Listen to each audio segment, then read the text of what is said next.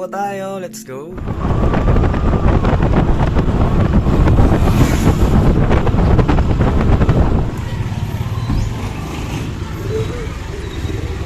Yan na sila mama, Toy?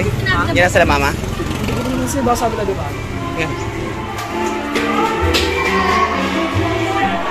Okay. So ngayong umaga ay hinihingin ko sa inyo ang 10 minutes na katahimikan. Okay? Okay? Tayo po ay dadako sa pag-aaral ng salita ng Panginoon. Ang kagustuhan ng Panginoon ngayong umaga ay magkaroon tayo ng katahimikan. Hindi ako mag-umpisa hanggang meron ako narinig na boses.